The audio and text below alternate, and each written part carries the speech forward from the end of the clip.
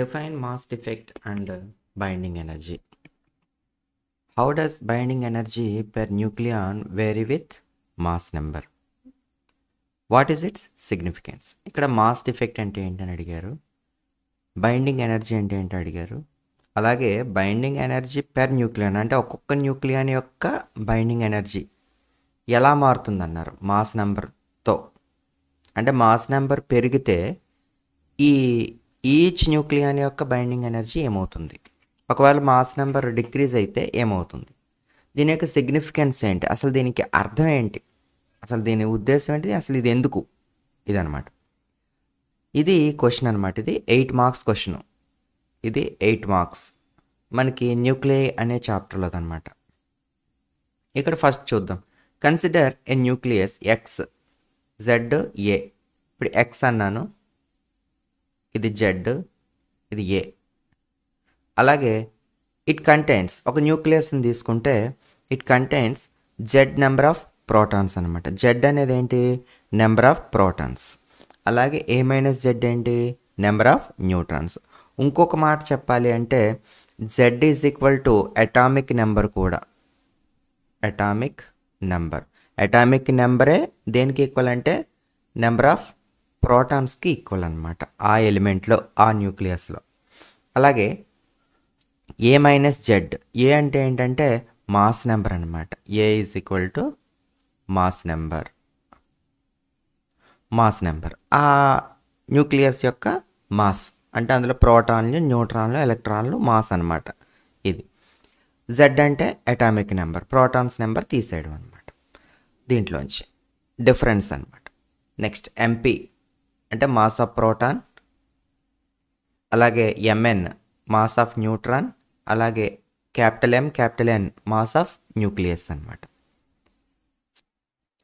Mass defect delta M is equal to Z MP plus A minus Z into MN minus MN. ఇక్కడ MP అంటే mass of the proton, MN mass of the neutron.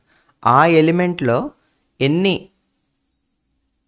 Protons ఉన్నాయి అంటే suppose ఇప్పుడు carbon తీసుకున్నాను అనుకోండి, Z value ఎంత అంటే 6, అంటే అటామిక్ నెంబర్ అనుకోండి, ప్రోటాన్ నెంబర్ అనుకోండి. So 6 into mass of each proton చేసాం, ప్లస్ అలాగే A minus Z mass number minus atomic number ఏమొస్తుందంటే ఇక్కడ mass of neutrons into mass of neutron minus MN. ఇక్కడేంటి మాస్ ఆఫ్ ది న్యూక్లియస్. ఇండివిజువల్గా protons, neutrons యొక్క మాస్ని కనుక యాడ్ చేస్తే మొత్తం న్యూక్లియస్ మాస్ తక్కువ ఉంటుందంట. దాన్నే ఆ మాస్లో వచ్చిన డిఫరెన్స్నే ఇక్కడ ఏమంటారంటే మాస్ డిఫెక్ట్ అంటారు. అంటే ఒక న్యూక్లియస్ తీసుకుని న్యూక్లియస్లో ప్రోటాన్స్, న్యూట్రాన్స్ ఉంటే ప్రోటాన్స్ మాస్ విడిగాను, న్యూట్రాన్స్ మాస్ విడిగాను తీసుకుని అవి యాడ్ చేస్తే వాటి మాస్ ఎంత వచ్చిందో అంతకన్నా టోటల్ న్యూక్లియస్ మాస్ తక్కువ వస్తుందన్నమాట. దాన్నే మాస్ డిఫెక్ట్ అంటారు. ఈ మాస్, ఈ వేరియేషన్, ఈ డిఫరెన్స్ వచ్చిన మాస్ ఎలా పనిచేస్తుంది అంటే బైండింగ్ ఎనర్జీగా పనిచేస్తుంది అనమాట. From Einstein's mass energy of the nucleus is binding energy. ఇక్కడ ఈ మాస్ డిఫెక్ట్ ఎంతో కొంత వేరియేషన్ మాస్ ఉందని చెప్పాను కదా, ఆ డిఫరెన్స్ కాస్త ఎలా ఉందంటే ఈ న్యూక్లియస్లో ప్రోటాన్లు, న్యూట్రాన్లు ఉంటాయి కదా, అవి ఒకదానికొకటి కలిసిపోకుండా సపరేట్గా దీన్ని బైండ్ చేయడాన్నే ఈ బైండింగ్ ఎనర్జీ, ఆ తక్కువ వచ్చిన మాస్. ఇప్పుడు ఐన్స్టీన్ గారు చెప్పారు, so E is equal to MC square. ఈ ఫార్ములా ప్రకారం energy versus mass, mass versus energy అనమాట. సో ఇక్కడ వేరియేషన్ వచ్చిన మాస్ ఎనర్జీ కింద కన్వర్ట్ అవుతుంది అనమాట ఇక్కడ. So that is binding energy. EB is equal to delta MC square. ఇక్కడ delta M into C square, MC square అంటే దీనికి ఏం చేద్దాం, ఇదే ఫార్ములా రాసేస్తాం ఇక్కడ. Z MP plus A minus Z into MN minus MN into C square. C అంటే velocity of light in air. ఇది నెక్స్ట్ బైండింగ్ ఎనర్జీ కర్వ్.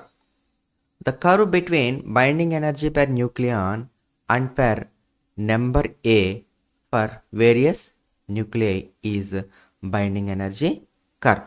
ఇది బైండింగ్ ఎనర్జీ కర్వ్ అనమాట. దీన్ని ఇలాగే డ్రా చేయాలి నీట్గా.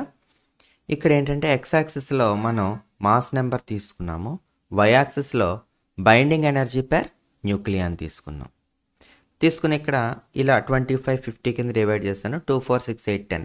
ఇక్కడ బైండింగ్ ఎనర్జీ పెర్ న్యూక్లియాన్ ఎంత వస్తుందంటే maximum 8.8 something million electron volt వస్తుందన్నమాట. ఏది వెరీ బిగ్ ఎలిమెంట్కి అంతే వస్తుందన్నమాట. అంతకు మించి తగ్గుతుంది లేదా డిక్రీజ్ అవుతుంది తప్ప అంతకు మించి రాదు. సో కాబట్టి ఈ బైండింగ్ ఎనర్జీ పెర్ న్యూక్లియాన్, ఈ పీక్స్ జాగ్రత్తగా డ్రా చేయాలి. సో ఇప్పుడు చూద్దాం, ఈ కర్వ్ చూద్దాం మనం. From binding energy curve, the average binding energy per nucleon for lighter nuclei like 1H1, 1H2, 1H3 is less stable. ఇవి 1H1 అంటే ప్రోటాను, 1H2 అంటే హైడ్రోజన్, 1H3 అంటే ఐసోటోప్ అనమాట.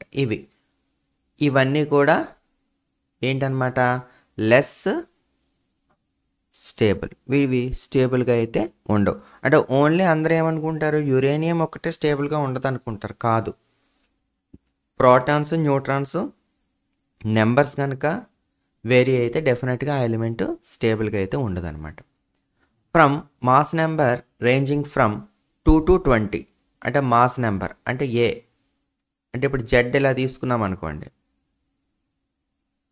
ఇది సమ్ ఎక్స్ తీసుకున్నప్పుడు జెడ్ ఏ కదా, ఈ ఏ నెంబర్ కనుక 2 నుంచి 20 వరకు వేరీ అయితే కనుక some sharply defined peaks corresponds to helium 4, carbon 12 and oxygen 16 ఇలా వస్తుంది అన్నమాట. ఇది హీలియం 4, కార్బన్ 12, ఆక్సిజన్ 16 ఇట్లా వస్తుంది.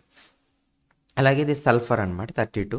ఇంకా హయ్యెస్ట్ స్టేబుల్ ఎలిమెంట్ ఏది అంటే Fe అనమాట. అంటే ఒక రకంగా ఇది బౌండరీ అనమాట. చిన్న ఎలిమెంట్స్కి పెద్ద ఎలిమెంట్స్కి మధ్యన ఉన్నటువంటి జస్ట్ బౌండరీ ఇది Fe అనమాట. సో ఇవి పీక్స్ ఉన్నాయి కదా, ఈ He4 కానీ ఈ C12 కానీ O16 కానీ ఇవి మోర్ స్టేబుల్ అనమాట. ఇక్కడ అదే చెప్తున్నారు. The peaks indicates that these nuclei are more stable than their neighbourhood. చుట్టుపక్కల వాటితో పోలిస్తే చుట్టుపక్కల న్యూక్లియస్తో కంపేర్ చేసుకుంటే పీక్స్ ఉన్నవి ఇది. The more stable nuclei is Fe56. ఇది మోర్ స్టేబుల్గా ఉన్నది ఇది అనమాట. సో ఇది దాటిన తర్వాత ఇంకా స్టెబిలిటీ మళ్ళీ చేంజ్ వస్తుంది. మళ్ళీ ఇటీవల స్టెబిలిటీ ఈ పీక్స్ దాటిన తర్వాత స్టెబిలిటీ వేరీ అవుతుంది అనమాట. Next significance of binding energy. Significance అంటే ఒక అర్థం ఏంటి, దీని మీనింగ్ ఏంటి, దీని యొక్క ఇంపార్టెన్స్ ఏంటి, ఇంత నేర్చుకున్నాం మనం. అంటే from the binding energy per nucleon curve అంటే ఇప్పుడు మనం మాట్లాడిన గ్రాఫ్ అనమాట. We able to know that which element undergo fission and fusion. A element అంటే ఈ గ్రాఫ్ చూసి మనం ఏ ఎలిమెంట్ ఫిజన్ ప్రాసెస్ని ఏమవుతుంది ఇక్కడ అండర్గో ఫిజన్, ఏదైతే ఫిజన్కి అండర్గో అవుతుందో లేదా ఫ్యూజన్కి అండర్గో అవుతుందో చెప్పొచ్చు అనమాట. సపోజ్ ఇప్పుడు తీసుకుందాం 1H2 1H2 తీసుకున్నాను. ఈ రెండు ఏమైనాయి 2H4 plus some gamma radiation release అయింది. This process is called fusion. అంటే స్మాల్ న్యూక్లియస్ రెండు తీసుకున్నాను, ఆ రెండింటిని కంబైన్డ్ చేస్తే ఒక బిగ్ న్యూక్లియస్ అనేది ఫామ్ అయింది. సో లైటర్ న్యూక్లియల్ రెండింటిని మిక్స్ చేస్తే ఒక హెవియర్ న్యూక్లియై ఫామ్ అవడాన్ని ఏమంటారంటే ఫ్యూజన్ అంటారనమాట. దీనికి ఆపోజిట్ ఏంటి అంటే ఫిజన్ అనమాట. Nuclear fission.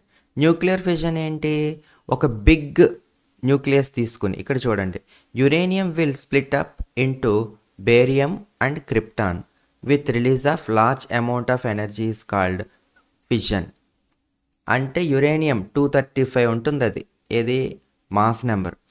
ఆ యురేనియం ఏం చేస్తుంది,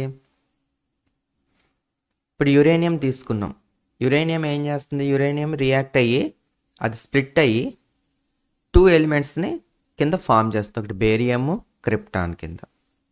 సో అంటే ఏంటనమాట, ఒక హెవీ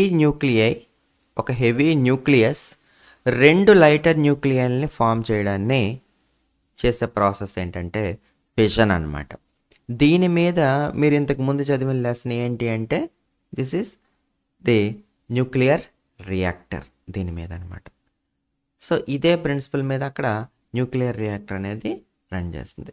ఇక్కడ మీకు ఫ్యూజన్ ఏంటి అంటే లైటర్ న్యూక్లియస్ని కంబైన్ చేసి ఒక హెవీ న్యూక్లియస్ని ఫామ్ చేస్తుంది. సో ఇది రేర్గా అడిగే క్వశ్చనే, కానీ కొంచెం అడిగారు, అందు గురించి నేను ఏం చేశానంటే సింపుల్గా మీకు ఇది నోట్స్ ప్రిపేర్ చేశానమాట. మెయిన్ గ్రాఫ్ చాలా ఇంపార్టెంట్ ఇక్కడ మీకు, చాలా గ్రాఫ్. అంటే ఇప్పుడు ఈ గ్రాఫ్ తీసుకుంటే ఎఫ్ఈకి ఐరన్కి ఇటు పక్కన ఏంటి అంటే ఇది ఫిషన్ అనమాట.